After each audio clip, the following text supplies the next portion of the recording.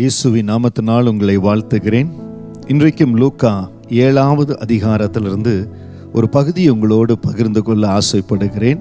லூக்கா 7 வசனம் 13-15. கர்த்தர் அவளை பார்த்து அவள் மேல் மனதுருகி அழாதே என்று சொல்லி கிட்ட வந்து பாடையை தொட்டார். அதை சுமந்தவர்கள் நின்றார்கள்.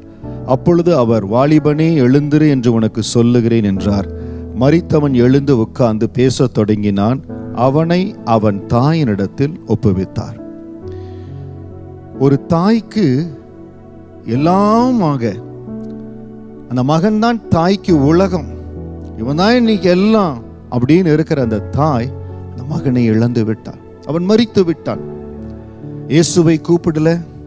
மார்த்தாள் மரியாள் ஆள் அனுப்பி இயேசுவை அழைத்தது போல இந்த தாய் அழைக்கல. ஆனால் இயேசுவானவர் கடந்து போகிறார். நாய்னூருக்கு கடந்து போகிறார். அந்த ஊர்வலத்தில் அவர் கடந்து போய் அந்த வாலிபனை எழுப்புகிறார். மரித்து போன அந்த வாலிபனை என் ஆண்டவர் எழுப்புகிறார். இன்றைக்கு அதே ஆண்டவர் உங்க வாழ்க்கையில் இடைப்படுகிறார். The same God is going to intervene in your life. எந்த இடத்துல இந்த ஆசீர்வாதம் எனக்கு இல்லை, எனக்கு இந்த ஆசீர்வாதம் இல்லை, என் கைவிட்டு போயிடுச்சு, everything is finished, எல்லாம் முடிந்தது. இல்லை அன்பானவர்களே, எல்லாம் முடிந்து போகல. என் ஆண்டவர் கரம் வைத்தால் முடிந்து போனது என்ற இந்த முடிவில் ஒரு ஆரம்பத்தை தேவன் கொடுப்பார். எல்லாம் முடிந்தது. சில வேளைகள் என்னுடைய வாழ்க்கையில ஜனங்கள் பார்த்து நினைச்சிருக்கிறாங்க, எல்லாம் முடிஞ்சு போச்சு, everything is finished.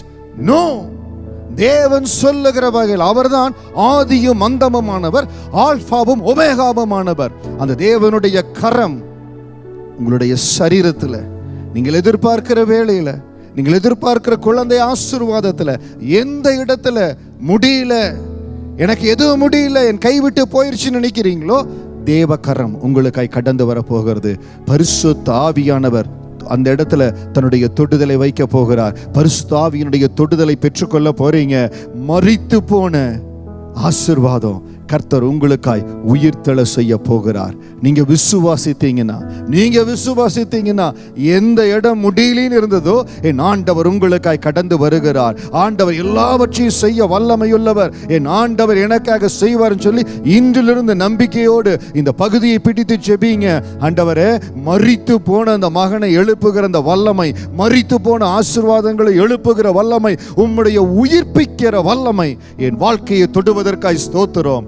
என் வாழ்க்கையில கிரியை செய்வதற்காய் ஸ்தோத்திரம். நான் இருக்கிற நிலைமையில இருக்க போறதில்ல, உயிர்ப்பிக்கிற வல்லமையை பெற்றிருக்கிற மகன் மகள் நான். எல்லாவற்றையும் ஆண்டவர் எனக்காய் மாற்றி கொடுப்பார். அந்த உயிர்ப்பிக்கிற வல்லமை உங்களை சந்திக்கும். நீங்க இன்னைக்கு இருக்கிற நிலைமையில் இருக்கவே மாட்டீங்க. அற்புதங்களையும் அடையாளங்களையும் சுமந்தவர்களாய் ஏற்ற காலத்துல உங்கள் தலையை ஆண்டவர் நிமிரச் செய்வார். இன்றைக்கு ஆண்டவரிடத்தில் சொல்லுங்க, அந்த உயிர்ப்பிக்கிற வல்லமையின் மேல் நம்பிக்கையா இருக்கிற ஆண்டவரே, என்னை தொடும், அதற்கு நான் சாட்சியா இருக்க விரும்புகிறேன் சொல்லுங்க.